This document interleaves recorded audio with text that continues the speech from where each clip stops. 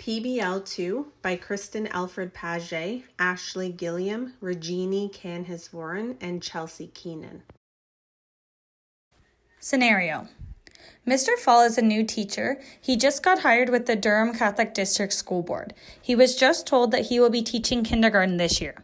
It's the first week before school, and he goes to his new school to see the classroom and meet Mrs. Summer, who will be his educator partner this year. Mrs. Summer is a DCE with over 10 years experience working in kindergarten. Today they will plan and implement the kindergarten curriculum. Mrs. Summer starts to talk about the different types of play that can happen in kindergarten. One of the types of play she mentions is risky play. This piques Mr. Fall's interest as he's never heard of risky play and wants to know more. He starts to do more research on risky play and start to question how he can incorporate literacy into risky play. What is risky play? Allowing children to take risks in their play and letting them play with things that they are not normally allowed to play with. Risky play is allowing children to push their physical and mental boundaries by allowing children to use their imagination to take them places that most playgrounds limit.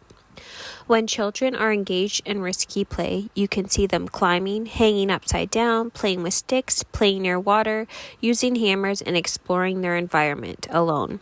Children engaged in risky play will be laughing and screaming in joy. Risky play can be separated into 6 categories. There are 6 categories of risky play. 1. Play with great heights, climbing, jumping down, hanging, and balancing, the possibility of injury from falling. 2. Rough and tumble play, play fighting, fencing with sticks, or wrestling, the possibility of physical harm or hurt. 3. Play where children can get lost, exploring unknown areas or walking alone, the danger of getting lost. 4. Playing at high speeds, such as sliding, running, and swinging, possibility of collision with someone or something. 5. Playing with dangerous tools, using hammers, screwdrivers, knives, or a saw for cutting wood, using tools that could cause harm. 6. Play near dangerous elements, on top of a cliff or near water, the danger of falling into or from something.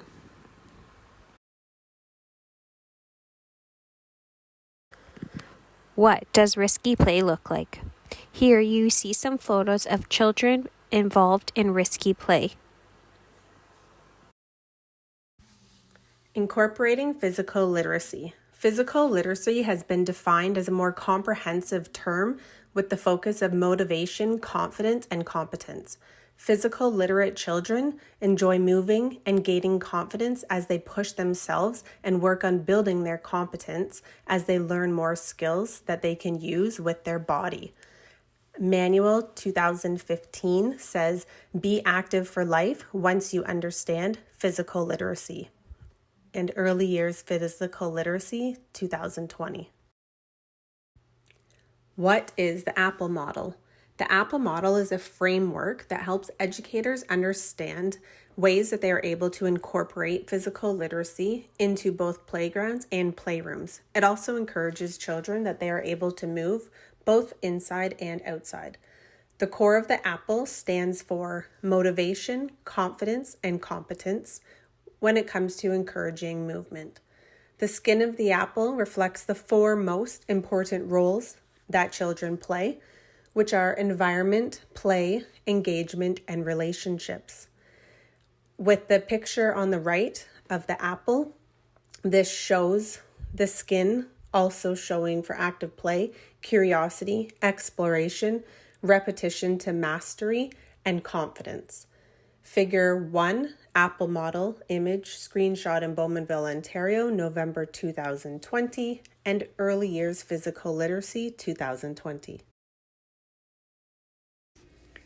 Here is a physical literacy activity template from a Hop, Skip, and Jump Enhancing Physical Literacy 2nd edition document. And in this document, it has all different activities to help enhance physical literacy. And here's just a snapshot of one of the activities. And this one is called What Do You See?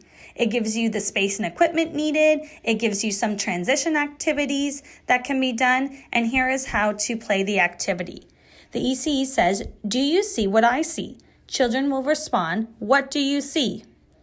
ECE says, "I see," and for example of movements, popcorns popping, snowmen melting, monkeys swimming. Then the ECE says, "Do you see what I see?" Children say, "What do you see?"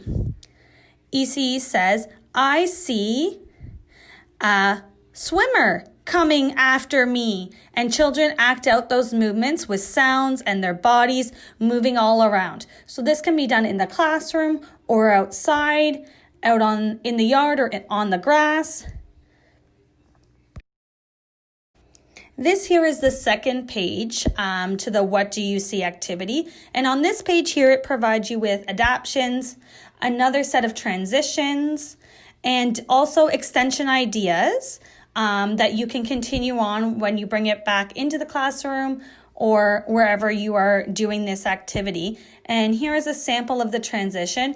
A movement rhyme. I can be short, I can be tall, I can be fast, I can be slow, I can stomp loudly, I can tiptoe. What do you know best about what I like to be? Big or small, short or tall, I like just me.